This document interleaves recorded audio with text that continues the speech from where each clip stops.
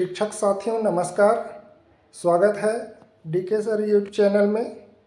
आपकी सहूलियत के लिए राज्य परियोजना कार्यालय समग्र शिक्षा छत्तीसगढ़ द्वारा माह अप्रैल 2025 का शिक्षकों को आपस में अकादमिक चर्चाओं में सहयोग हेतु चर्चा पत्र का 10वां वर्ष अंक 10 प्रकाशित जारी हुआ है।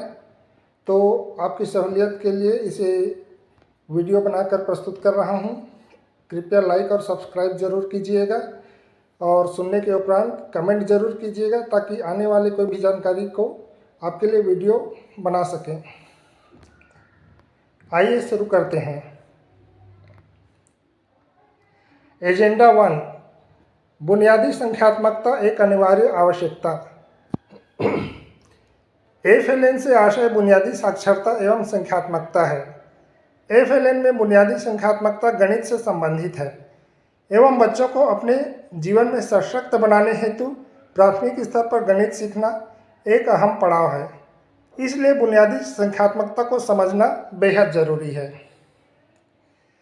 बुनियादी संख्यात्मकता यानी बेसिक न्यूमेरेसी का आशय संख्याओं को पहचानने, समझने, जोड़ने घटाने, गुणा भाग करने और संख्याओं से संबंधित तार्किक निर्णय लेने की क्षमता से है।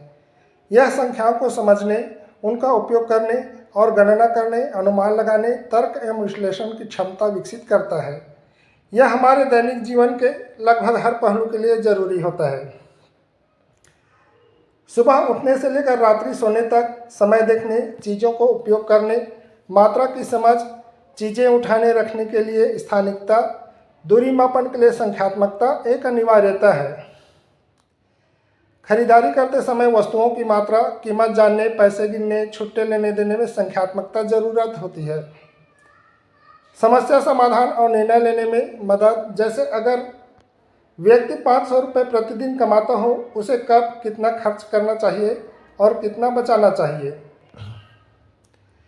शिक्षा और करियर के लिए विषयों के अध्ययन के लिए भौतिकी, रसायन, भूगोल, अर्थशास्त्र, कृषि, गणित, कॉमर्स जैसे अन्य विषयों के लिए बुनियादी संख्यात्मकता जरूरी है।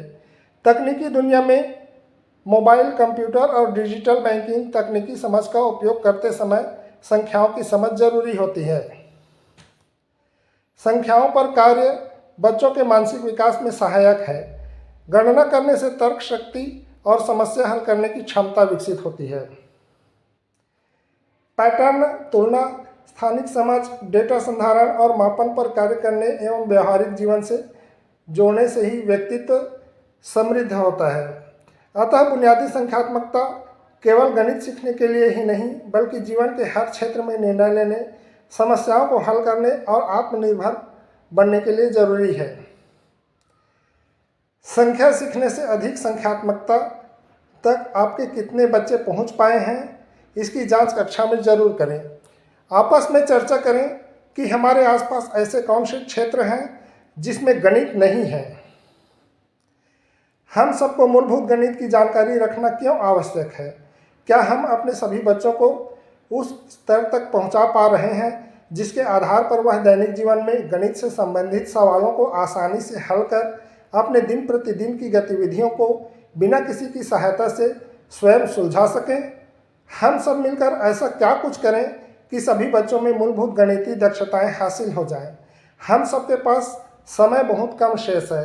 एफएलएन के लक्ष्यों को शीघ्र प्राप्त करना है।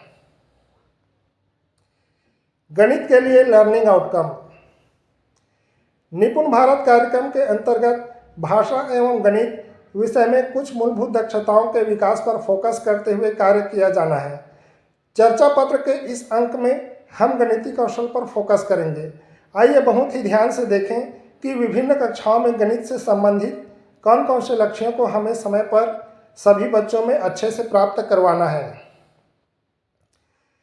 5 से 6 वर्ष की आयु में बाल वाटिका वस्तुओं को गिनता है और 9 तक के अंकों को सह संबंधित करता है। 9 तक के अंकों को पहचानता है, पढ़ता है और लिखता है। सरल पैटर्न को पहचानता है और उनकी नकल करता है या चित्र बनाता है। वस्तुओं की संख्या के आधार पर 2 समूहों की तुलना करता है और अधिक, कम या बराबर आदि जैसे शब्दों का उपयोग करता है। संख्याओं, वस्तुओं, आकृतियों या घटनाओं को एक क्रम में व्यवस्थित करता है। वस्तुओं को उनकी अवलोकनीय विशेषताओं के आधार पर वर्गीकृत करता है और वर्गीकरण के मानदंडों को बताता है। अपने आसपास की विभिन्न वस्तुओं के संदर्भ में तुलनात्मक शब्दों जैसे लंबा, सबसे लंबा, लंबा, उससे ऊंचा, छोटा, सबसे छोटा, भारी और हल्का आदि के लिए शब्दावली का उपयोग करता है। कक्षा 1 में 6 से 7 वर्ष की आयु में वस्तुओं को गिनना और 20 तक की संख्या बोध विकसित करना, अपने आसपास की चीज़ों, आकृतियों और संख्याओं में सरल पैटर्न को पहचानना और उनका विस्तार करना, दैनिक जीवन की स्थितियों में 9 तक की संख्याओं जोड़ 20 से अधिक नहीं का जोड़ और घटाव करना, अपने आसपास की भौतिक विशेषताओं या 3D आकृतियों, ठोस आकृतियों जैसे गोल या चपटी सतह, कोनों और किनारों की संख्या आदि का अवलोकन और वर्णन करना,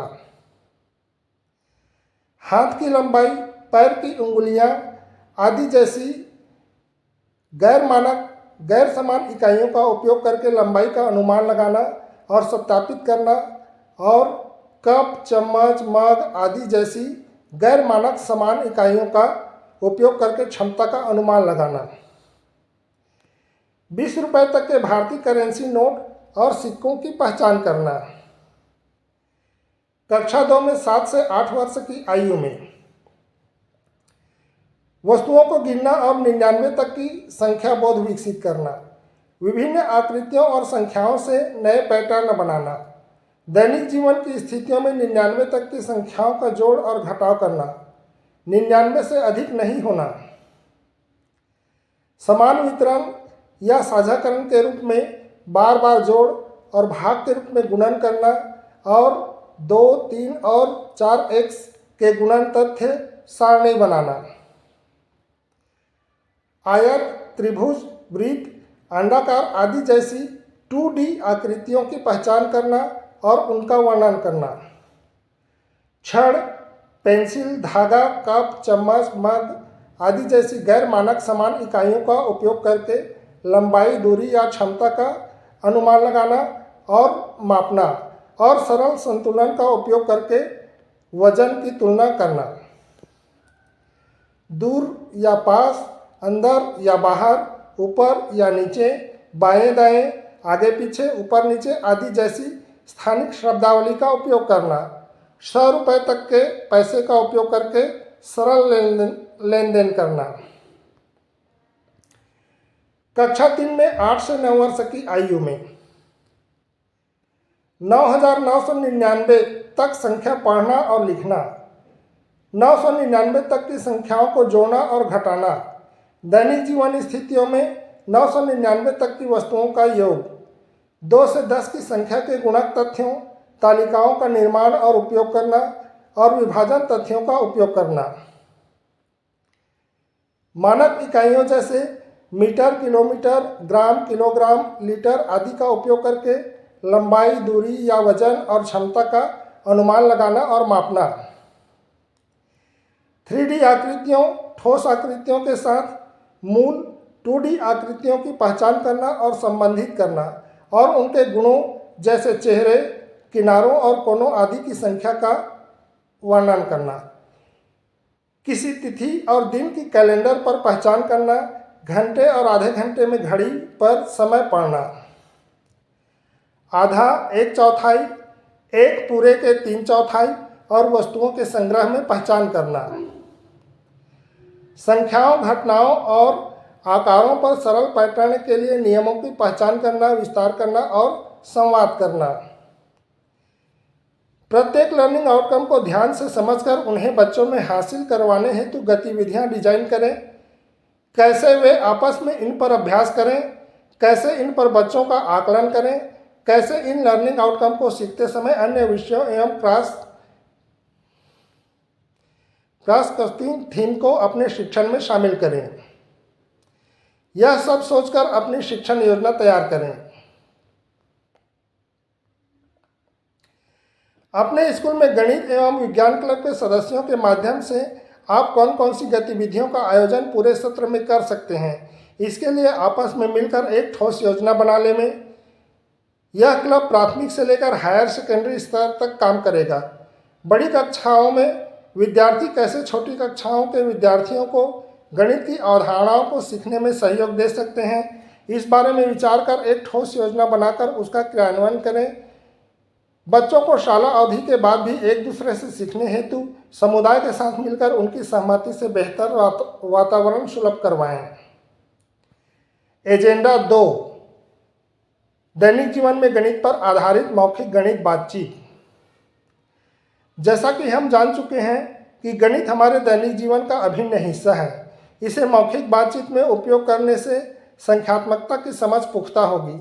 आइए जानें मौखिक गणित बातचीत के अवसर कैसे हमारे दिनचर्या में शामिल है। खेल खेल में गणित। बच्चा जब खेलते समय गेंदों की गिनती करता है, कबड्डी या क्रिकेट में स्कोर गिनना गणित का ही हिस्सा है। खरीदारी में गणित।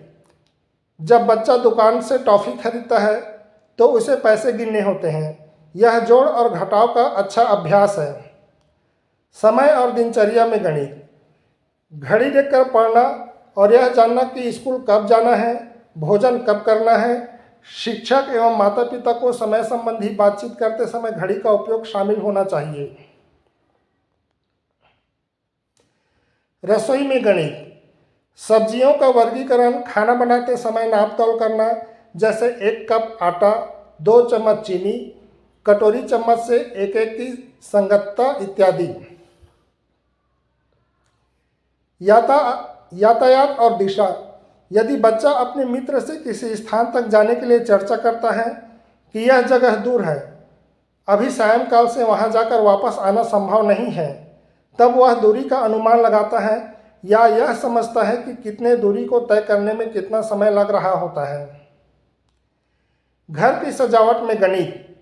यदि पालक कमरे में सामान को सही तरीके से रखने के समय आकृति, आकार, ऊपर नीचे, इसके बीच में इत्यादि पर बातचीत करें तो यह पैटर्न स्थानिक समझ में सहायता करता है और आकृति यानी शेप्स और स्थान यानी पोजीशन की समझ विकसित कर रहा होता है। घर में मेहमान आने पर कितना शरबत बनाना होगा, कितने गिलास की आवश्यकता होगी पर बातचीत करें तो बच्चे गिनती के उपयोग एवं संगतता से परिचित होंगे। हमारे कमरे में ब्लैक बोर्ड, दरवाजे, मेज चौकोर हैं। कमरे की लंबाई कदम से मापने, दरवाजे के खुलने पर कोण की समझ बातचीत के माध्यम से रखी जा सकती है। गणित केवल स्कूल की किताबों तक सीमित नहीं है, बल्कि यह हमारे जीवन का महत्वपूर्ण हिस्सा है। इन्हीं सरल गतिविधियों के माध्यम से हम बच्चों के साथ मौखिक गणित बातचीत कर सकते हैं, जो कि उनकी दिनचर्या का ही हिस्सा होगा। मौखिक गणित बातचीत से कक्षा में एक सहज वातावरण का निर्माण होता है। बच्चों के अनुभव सक्रिय होते हैं। बच्चों में गणितीय चिंतन, तरकीब, कल्पना, संप्रेषण का विकास होता है। हर दिन कक्षा में शुरुआत में 5 से 10 मिनट मौखिक गणित बातचीत किया जाना है, जिसमें अवधारणा, प्रक्रिया एवं तर्क, मौखिक गणना, कौशल एवं व्यवहारिक जीवन से संबंधित समस्या समाधान आदि से संबंधित क्षेत्र शामिल हैं। इन क्षेत्रों पर कार्य करने के लिए निम्नलिखित तरीके से शिक्षक उपयोग में ला सकते हैं। गणितीय कविता, सुनना सुनाना और उस पर बातचीत करना। अवधारणा, प्रक्रिया, व्यावहारिक सवाल, रणनीति एवं तर्क पर बातचीत करना। बच्चों में गणितीय अवधारणा का आकलन एवं जहां सहयोग की आवश्यकता हो उनके सहयोग करना। बातचीत के माध्यम से गणितीय संकल्पनाओं को क्रमबद्ध करना। आपने देखा कि गणित हमारे जीवन के प्रत्येक क्षेत्र में है। ऐसे में हम बच्चों को गणित सिखाते समय पाठ्य पुस्तक के सवालों के अलावा उनके दैनिक जीवन से जुड़ी विभिन्न समस्याओं को हल करने के लिए गणित में सीखी हुई दक्षताओं का उपयोग कैसे कर सकते हैं।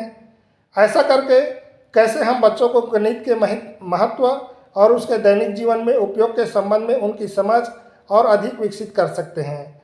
और ऐसा करते हुए हम बच्चों के मन में गणित के प्रति लगाव कैसे विकसित कर सकते हैं। एजेंडा 3, गिनती सिखाना। गिनती सिखाना गणित का एक महत्वपूर्ण आधार स्तंभ है। अक्सर हम बच्चों को गिनती सिखाने के लिए 1 से 10 के प्रतीकों का उपयोग करते हैं। इस कारण से बच्चों में गिनती की सही समझ विकसित नहीं हो पाती है, जिससे उनकी गणनाओं पर पकड़ धीमी पड़ जाती है।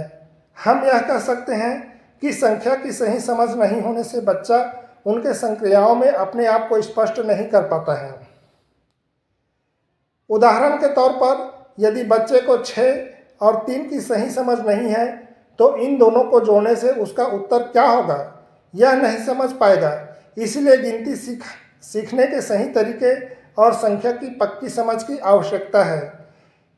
इसके लिए हम इन 5 बिंदुओं के समझ की सुझाव देते हैं। पहला, सबसे पहले बच्चे को गिनती नाम आना चाहिए, अर्थात 1, 2, 3, 4 आदि बोलना आता हो। दूसरा, उसके बाद एक एक की संगतता आनी चाहिए, अर्थात बच्चा गिनते समय एक वस्तु को एक ही बार स्पर्श करता हो या एक वस्तु को एक संख्या नाम से प्रदर्शित करता हो। तीसरा, अब बच्चे को संख्या मान आना चाहिए, अर्थात 1 बोलने पर एक वस्तु, 2 बोलने पर 2 वस्तु, 3 बोलने पर 3 वस्तु, 4 बोलने पर 4 वस्तु। इस तरीके से 10 तक की संख्याओं का मान बच्चे को सीखना आवश्यक है। चौथा, इसके बाद बच्चों को संख्या की क्रमिकता का बोध होना चाहिए, अर्थात 3 में 1 मिलने से 4 बनता है, 5 में 1 कम करने से 4 बनता है, 6 में 1 बढ़ने से 7 बनता है और 8 में 1 कम करने से 7 बनता है। बच्चों के साथ इस पर काम किया जाना चाहिए। और 5वां पॉइंट है, उपरोक्त 4 बिंदुओं पर काम होने के उपरांत ही बच्चों को 1 से 9 तक के अंकों का चिन्ह परिचय कराया जाना चाहिए कि इस एक तरीके से लिखा जाता है। पहला, 2 को इस तरीके से लिखा जाता है, दूसरा 3 को इस तरीके से लिखा जाता है। इसी क्रम में जब हम 2 अंकों की संख्या का परिचय कराते हैं तो बच्चों को प्रत्येक 10 के बाद बंडल बनाना सिखा देते हैं, अर्थात बच्चा कोई भी वस्तु का जब 10 गिनता है तो उसे एक बंडल में परिणित कर देता है। यदि 10 कंकड़ हैं तो उसे एक थैली में बंद कर देता है। यदि 10 तिलियां हैं तो उनमें एक रबड़ लगा देता है। अब हम उसे 11 तिलियां गिनने के लिए देंगे। बच्चा 11 तिलियों को गिनेगा, फिर बच्चा 10 तिलियों को गिनकर बंडल बना देगा। अब हम पूछेंगे आपके पास कितने बंडल हैं? बच्चा कहेगा 1 बंडल। कितनी तिलियां हैं? तो बच्चा कहेगा 1 तिली। तो हम कहेंगे देखो 1 बंडल का 1 और 1 तिली का 1, अर्थात 11 को इस प्रकार 11 लिखा जाएगा। उपरोक्त तरीकों से जब हम बच्चों को संख्या परिचय कराते हैं तब बच्चा संख्या को बेहतर तरीके से समझ पाता है और गणितीय क्रियाओं में अपने आप को समझ कर पाता है।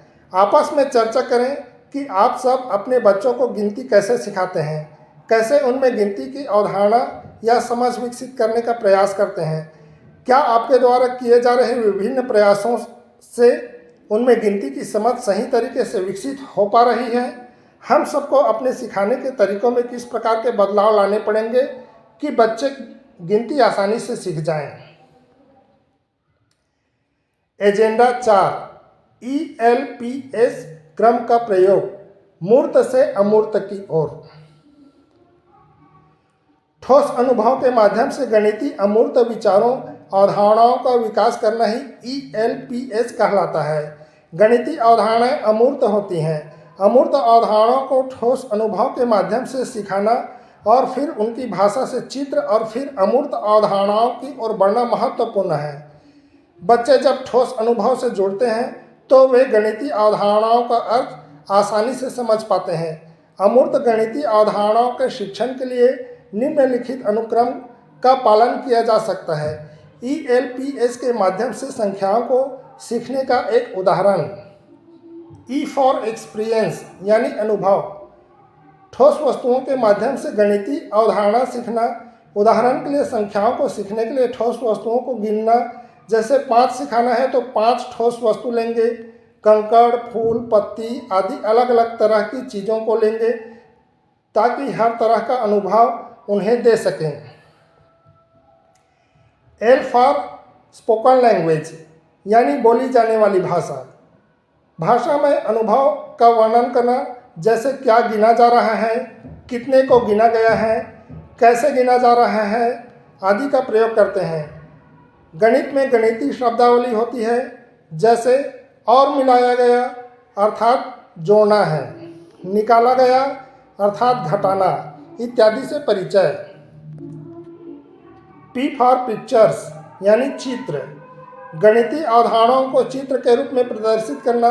उदाहरण के लिए यदि 5 गेंदों की गणना की गई है तो इन्हें गेंद के 5 चित्रों के माध्यम से दर्शाया जाता है। S फॉर सिंबल्स लिखित प्रतीक। ठोस अनुभव और चित्र के माध्यम से सीखी गई गणितीय अवधारणा को लिखित प्रतीक के रूप में सामान्यीकृत किया जाता है, जैसे कि 5 गेंदों के लिए उसका प्रतीक 5 लिखना। एजेंडा 5 गणितीय शिक्षण हेतु 4 ब्लॉक मॉडल अप्रोच का उपयोग। गणितीय रूप से कुशल बनने के लिए बच्चों को अवधारणात्मक समझ, प्रक्रियात्मक समझ, रणनीतियों की समझ, अनुप्रयोग, संप्रेषण और तर्क और गणित के प्रति सकारात्मक दृष्टिकोण विकसित करने की जरूरत है। गणितीय प्रवीणता के इन सभी पहलुओं को दैनिक कक्षीय प्रक्रिया के लिए निम्नलिखित 4 ब्लॉकों में डिजाइन किया गया है। इसे ही 4 ब्लॉक मॉडल अप्रोच कहा गया है। ब्लॉक 1 मौखिक गणित बातचीत, गणित, कविता, मौखिक गणना, अवधारणा, बच्चों के अनुमय। ब्लॉक 2 कौशल शिक्षण, ग्रामीणता के सभी पहलुओं को मिलाएं, प्रवीणता के सभी पहलुओं को मिलाएं। ब्लॉक 3 कौशल अभ्यास, प्रक्रियात्मक, अवधारणात्मक समस्या समाधान कर सकें। ब्लॉक 4 गणित खेल, सीखने और समस्या समाधान कौशल को पुख्ता करना। आप भी अपनी दैनिक पाठ योजना में 4 ब्लॉक मॉडल के सभी चरणों का प्रयोग कर बच्चों में संख्यात्मकता को विकसित करें। एजेंडा 6 गणित के खेल व LTM। बच्चों को खेल बहुत पसंद होता है। बच्चे खेल खेलते समय प्रत्यक्ष या अप्रत्यक्ष रूप से गणित की बहुत सारी अवधारणाओं का प्रयोग करते हैं। यह प्रक्रिया बच्चों की अवधारणा से संबंधित कौशल को और मजबूती प्रदान करता है। इसलिए शिक्षक को मालूम होना जरूरी है कि कक्षा में किस तरह के खेल का आयोजन किया जाए, खेल के समय किन किन बातों का ध्यान रखना चाहिए और किस तरह स्तर अनुसार खेल खिलाए जा सकते हैं। गणितीय खेल बच्चों को समस्याओं को हल करने के लिए तार्किक सोच और समस्या समाधान के कौशल को विकसित करने में मदद करते हैं। गणितीय खेल बच्चों की गणित के विषय में रुचि बढ़ाने में मदद कर सकते हैं। यह उन्हें गणित को एक रोचक और उत्साहजनक रूप में समझने में मदद करता है। गणितीय खेल बच्चों के गणितीय कौशल की समझ को मजबूत करता है। गणितीय खेल बच्चों को समस्याओं को हल करने के नए और नवाचारी अनुभव प्रदान करते हैं। गणितीय खेल बच्चों में भाईचारा, सहयोग की अनुभूति कराते हैं, अर्थात जीवन जीने की कला भी सिखाते हैं। अब जानते हैं कि किस तरह के गणितीय खेल को कक्षा में शामिल करें। उन सभी गणितीय खेलों को गणित की कक्षा में शामिल करें जो बच्चे के स्तर के अनुसार हों और बच्चे उस अवधारणा पर अपनी समझ बना चुके हों। जैसे कक्षा 1 के बच्चों के साथ संख्या 0 से 50 तक, जोड़ और घटाव 20 तक के खेल। कक्षा 2 के साथ खेल संख्या 99 तक, जोड़ और घटाव 99 से संबंधित हो। इन सभी बातों को ध्यान में रखते हुए गणित शिक्षण के पाठ योजना में गणितीय खेल कराने के लिए 15 से 20 मिनट का समय निर्धारित है। साथ ही गणितीय खेलों को दैनिक पाठ योजना में स्तर और उस दिन या पहले पढ़ाई गई अवधारणाओं को ध्यान में रखते हुए शामिल किया गया है। खेल कराने से संबंधित ध्यान देने योग्य बातें।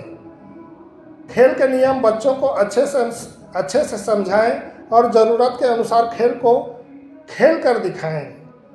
खेल में दिए गए निर्देश के अनुसार बच्चों के साथ खेल खेलें। यदि हो सके तो बच्चों को स्वतंत्र खेल खेलने के लिए बोलें।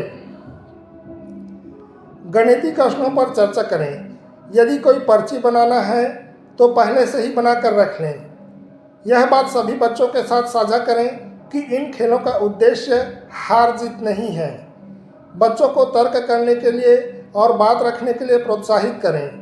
शिक्षक कक्षा और सीखने के स्तर के अनुसार खेल की जटिलता के स्तर को कम या ज़्यादा कर सकते हैं।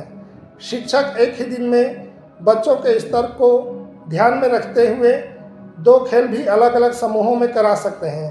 गणितीय संक्रिया के अनुसार 2 समूह में खेल करा सकते हैं, जिसमें एक समूह को स्वतंत्र कार्य दें और जो समूह पीछे हैं उसके साथ कार्य करें। निम्नलिखित गणितीय खेल आप कक्षा में करा सकते हैं। बिगो, टोकरी का खेल, रंग पहचानो, ताली बुटकी बजाओ, ताली चुटकी बजाओ और संख्या बताओ। खोजो मैं कहाँ हूँ, गेंद पास करो और संख्या बताओ। आकृति बूझो, संख्या मिलाओ, दूर पास आदि। खेल खेल में गणित सीखने के लिए बच्चों के अनुभव कैसे रहे, इस पर शिक्षक संकुल मीटिंग में आपस में चर्चा करें। गणित पर आधारित इस बार का चर्चा पत्र रायपुर के PLC सृजन नवाचारी गतिविधियों के सहयोग से तैयार किया गया है। राज्य में कार्यरत अन्य PLC भी किसी विशेष मुद्दे को फोकस करते हुए 12 पेज या 10 एजेंडा के साथ अपना ड्राफ्ट साझा कर सकते हैं। आगामी अंक जादुई पिटारों को फोकस कर तैयार किया जा सकता है। एजेंडा 7, कहानी, कविता, पहेली और मुहावरों से गणित की ओर। गणित हमारे दैनिक जीवन का एक अभिन्न अंग है और यह हमारे मौखिक बातचीत, कविता, कहानी, पहेलियों में भी नजर आता है। जब हम कहानी के माध्यम से गणित के किसी तत्व, सिद्धांत या अवधारणाओं को स्पष्ट करने का प्रयास करते हैं तो यह सिखाने वाले के लिए सहज और व्यवहारिक हो जाता है। आइए इस कहानी से कुछ सीखते हैं। मोहन और रोहन एक वृत्ताकार बगीचे का पूरा चक्कर लगाते हैं। एक बार रोहन बीमार पड़ा और कुछ दिनों तक दौड़ने नहीं आया। ठीक होने पर वह दौड़ने आया। मोहन और रोहन ने दौड़ना शुरू किया। उस वृत्ताकार बगीचे के ठीक बीच में पहुंचने पर रोहन को लगा कि वह आगे नहीं दौड़ पाएगा। मोहन ने बार बार उसे मनाया लेकिन वह नहीं माना। वहां से मोहन आगे गया और रोहन पीछे लौट आया। वापस अपनी जगह पर पहुंचने पर रोहन ने कहा, मैं थोड़ा कमज़ोर हो गया हूं, इसलिए आज यह दौड़ पूरी नहीं कर सका। इस पर मोहन ने समझाया कि भले ही उसने चक्कर पूरा नहीं किया हो, पर तुमने उतनी ही दूरी तय की जितनी मैंने की है, क्योंकि किसी वृत्त की परिधि उसके 2 अर्ध परिधि के योग के बराबर होती है। रोहन अपनी जगह से बीच तक गया और लौट करके वापस आया। इससे आधी परिधि का 2 बार योग करने से पूरी परिधि के बराबर ही आएगी। अब रोहन समझ चुका था। गणित से कहानियाँ पर जिला रायपुर से श्रीमती रीता मंडल द्वारा प्रत्येक रविवार को गण कहानियाँ नामक सीरीज प्रस्तुत किया जाता है,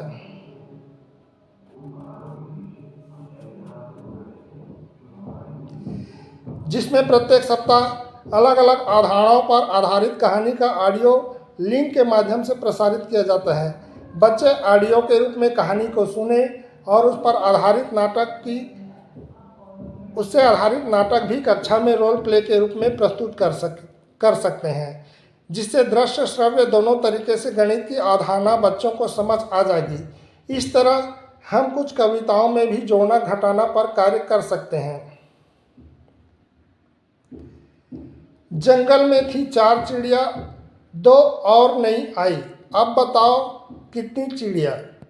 6 चिड़िया भाई, 6 चिड़िया। जंगल में थी 6 चिड़िया, उड़ गई एक तो कितनी चिड़िया? 5 चिड़िया भाई 5 चिड़िया। जंगल में थी 4 चिड़िया, उड़ गई एक तो कितनी चिड़िया? 3 चिड़िया भाई 3 चिड़िया। इसी तरह से आप भी कविताओं और कहानियों के माध्यम से बच्चों को गणित से जोड़ते हुए उनकी अवधारणा को अधिक स्पष्ट और दिलचस्प बना सकते हैं। चलिए अपने साथियों के साथ मिलकर समुदाय के सहयोग से स्थानीय स्तर पर उपयोग में लाए जा रहे विभिन्न गीत, कविता, कहानियाँ, पहेलियों एवं मुहावरों का संकलन कर कक्षा में उनका उपयोग करना सुनिश्चित करें। एजेंडा 8 गणित से समस्या समाधान, निर्णय क्षमता, तर्क एवं विश्लेषण कौशल का विकास। गणित न केवल गणना का आधार है बल्कि यह व्यक्तित्व में निर्णय, तर्क एवं विश्लेषण में भी आधार होता है। किसी भी समस्या के आने पर अक्सर हम समस्या के चिंतन में लग जाते हैं। यह समस्या क्यों उत्पन्न हुई? अगर ऐसा नहीं करते तो यह समस्या उत्पन्न नहीं होती। अगर ये किया होता तो ऐसा नहीं होता। अधिकांश चिंतन समस्या पर ही होता है, जबकि गणित का जानकार इस दृष्टिकोण यानी एटीट्यूड का स्वामी होता है कि समस्या के उत्पन्न होने पर वह सबसे पहले समस्या के समाधान की ओर अपना चिंतन आरंभ करता है। जैसे गणित हल करते समय हम दिए गए प्रश्न के लिए पहले यह विचार करते हैं कि इसे किस विधि द्वारा हल किया जा सकता है। फिर हम विचार करते हैं कि हमारे पास क्या क्या उपलब्ध है और क्या ज्ञात करना है। इस आधार पर हम उस प्रश्न को हल करते हैं। इस प्रकार जब हम किसी समस्या का समाधान कर रहे होते हैं तब भी हम यह विचार करते हैं कि इस समस्या को सुलझाने के लिए कौन कौन सी सकारात्मक परिस्थितियां हमारे पास उपलब्ध हैं। क्या ऐसी चीज़ है जिसे प्राप्त कर लिया जाए तो यह समस्या हल हो सकती है। इसी तरह किसी निर्णय पर पहुंचने के लिए भी गणितीय अभिवृत्ति वाला व्यक्ति अलग अलग बिंदुओं पर विचार करता है और उन्हें जोड़ते हुए किसी एक निष्कर्ष पर पहुंचता है। इस प्रकार लिया गया निर्णय अधिक सटीक और प्रभावी होता है। इसी प्रकार यदि किसी विषय वस्तु, स्थिति, व्यवहार इत्यादि के विश्लेषण की बात आती है तब भी गणितीय चिंतन के द्वारा विषय वस्तु का अधिक सटीक विश्लेषण एवं तार्किक आधार पर समीक्षा की जा सकती है। इस तरीके से उसकी कार्यक्षमता अथवा सफल होने की प्रायिकता अधिक होगी। कुल मिलाकर हम कह सकते हैं कि यदि समस्या समाधान, निर्णय क्षमता या विश्लेषण कौशल को बढ़ाना है तो व्यक्ति के गणितीय क्षमता का विस्तार करना होगा। गणितीय कौशल पर अधिक से अधिक कार्य करके यह अभिवृत्ति या एटीट्यूड प्राप्त किया जा सकता है। ऐसे प्रश्न हो सकते हैं। मोना की मां ने राजू और मोना को 100 रुपये देकर 2 किलोग्राम टमाटर लाने बाजार भेजा। बाजार जाने पर पता चला कि टमाटर के दाम 40 रुपये प्रति किलोग्राम है। बताइए वे 100 रुपये को कैसे खर्च करेंगे। आप भी अपनी कक्षा में तर्क चिंतन, समस्या समाधान, कौशल से संबंधित विभिन्न गतिविधियां एवं अभ्यास बच्चों को जरूर कराएं। एजेंडा 9 पैटर्न, डेटा संधारण, मापन के अनुप्रयोग। गणितीय शिक्षण में आजकल पैटर्न और डाटा संधारण को भी महत्व दिया जा रहा है। ऐसा देखा जाता है कि व्यक्तित्व के विकास में विचार करने की क्षमता और विचार करने की प्रणाली का महत्वपूर्ण योगदान होता है। यदि विचार करने की प्रणाली को मजबूत कर दिया जाए तो हम आगे चलकर अधिक कौशल युक्त युवाओं का निर्माण कर सकेंगे। विचार करने की प्रणाली का गणितीय आधार पैटर्न है। पैटर्न का आधार तर्क होता है। पैटर्न का तात्पर्य है किसी एक नियम में बंधे हुए कार्य या वस्तु की पुनरावृत्ति से है। जैसे यदि फूल के बाद पत्ती, उसके बाद फूल, फिर पत्ती, फिर फूल, फिर पत्ती रख दिया जाए तो फूल और पत्ती का एक पैटर्न तैयार होता है। इसी तरह अगर हम संख्याओं को देखें तो 1, 2, 3, 4, 5, 6, 7, 8 एक पैटर्न तैयार करते हैं। 2, 4, 6, 8, 10 यह भी एक पैटर्न है। यदि गणितीय पैटर्न को हम आधार माने तो हमारी संक्रियाओं पर पकड़ बहुत तेजी से हो सकती है। इसका अर्थ है गणितीय पैटर्न जानने वाला व्यक्ति बहुत जल्दी जोड़ने, घटाने, गुणा करने और भाग करने में सक्षम होगा। किंतु पैटर्न केवल संख्याओं तक सीमित नहीं है। यदि हम अपने कार्य व्यवहार में भी पैटर्नों को पकड़ना जानते हैं तो हम कई कार्य आसानी से कर सकते हैं। किसी भी कार्य स्थल में किए जा रहे कार्यों का एक पैटर्न तैयार होता है। यदि हम सहज और सरल पैटर्न तैयार करने में सक्षम होंगे तो हम अधिक से अधिक सफलता की ओर अग्रसर हो सकते हैं। इसी प्रकार आज डाटा संधारण की भी आवश्यकता बढ़ती जा रही है।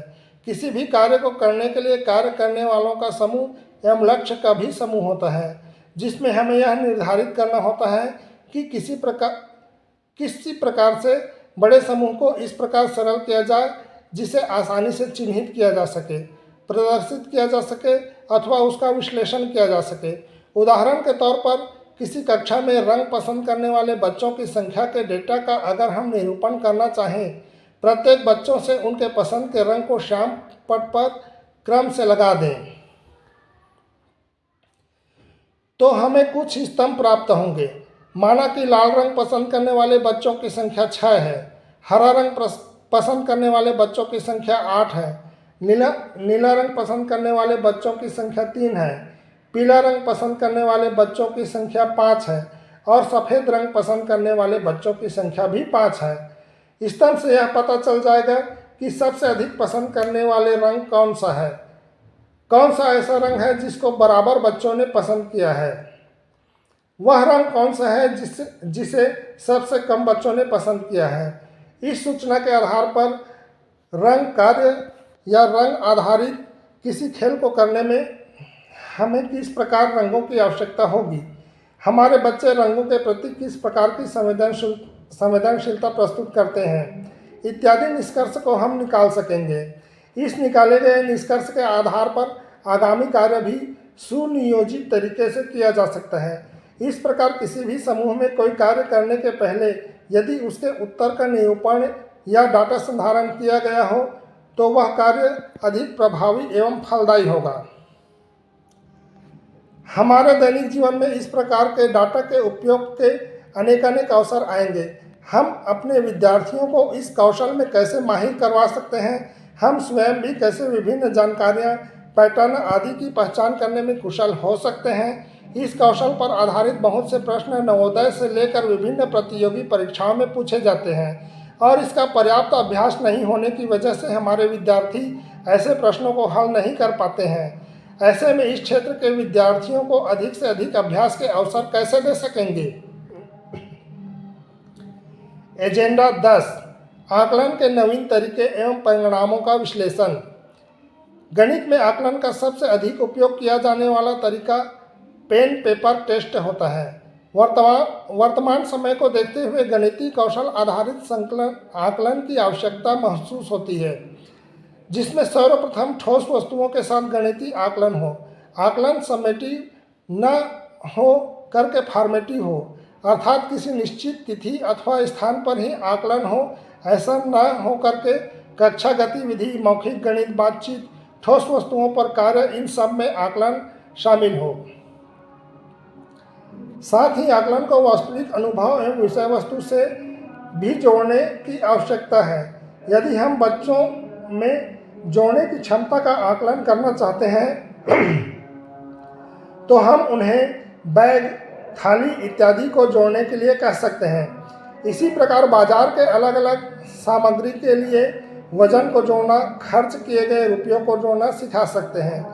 गतिविधि या खेल के माध्यम से भी हम आकलन कर सकते हैं, जैसे बिल्लस के खेल, कंचे के खेल में गिनने, ब्लॉक से पैटर्न और डेटा संधारण, आकृति के खांचों से आकृति पहचान, आकृतियों से स्थानिक समझ, तर्क, विश्लेषण इत्यादि के आकलन किए जा सकते हैं। आकलन के द्वारा प्रत्येक बच्चे के प्रगति का संधारण एवं बच्चों की गणितीय क्षमता का भी आकलन किया जा सकता है। विविध आकलनों से यह निष्कर्ष निकाला जा सकता है कि बच्चे की गणित की समझ किस स्थिति में कम है, कहाँ कहाँ उसे सहयोग की आवश्यकता है, जिन बिंदुओं पर सहयोग की आवश्यकता हो उनमें सहयोग करते हुए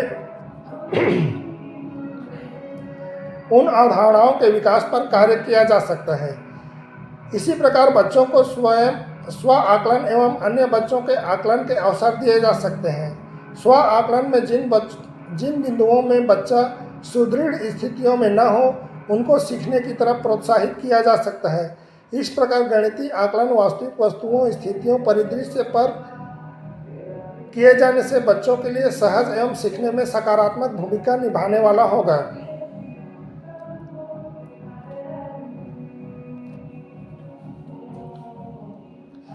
यदि मापन सिखाने के दौरान हम किसी किराने दुकान पर ले जाकर बच्चों को दिखाएं तो मापन के उपयोग से भी परिचित होंगे। इस प्रकार किया गया आकलन बच्चों की अवधारणाओं को भी पुष्ट करेगा और गणितीय कौशल के विकास में सकारात्मक योगदान देने वाला होगा। अक्सर यह बात कही जाती है कि बच्चों को सबसे अधिक भय गणित विषय से लगता है। क्या आपने कभी सोचा है कि ऐसा क्यों? क्या हम बच्चों के मन से गणित के प्रति भय को सीखने, सिखाने एवं आकलन के तरीकों को आसान बनाते हुए दूर करने का प्रयास कर सकते हैं? क्या हम खेल खेल में गतिविधियों के माध्यम से गणित को रोचक बनाने के साथ साथ उनके अवधारणाओं को समझने में सहयोग कर सकते हैं? विभिन्न कक्षाओं के लिए निर्धारित लर्निंग आउटकम को उन्हीं कक्षाओं में सही समय पर सभी बच्चों में बहुत उत्कृष्ट स्तर पर हासिल करवाने में सफलता कैसे लाई जा सकती है? इन सभी मुद्दों पर आपस में विचार कर यह प्रयास करें कि हमारे सभी बच्चों में मूलभूत गणितीय कौशल समय पर हासिल हो जाए। अब NEP के लक्ष्य अनुसार समय बहुत कम बचा है। यदि आप अपनी शाला में नवाचार, उत्कृष्ट शिक्षण या प्रेरक कार्य कर रहे हैं तो हम आपका स्वागत करते हैं कि आप अपने विवरण को हमारे साथ साझा करें। चर्चा पत्र में आपके योगदान को स्थान देकर इसे अन्य शिक्षकों के लिए प्रेरणा का स्रोत बनाया जाएगा।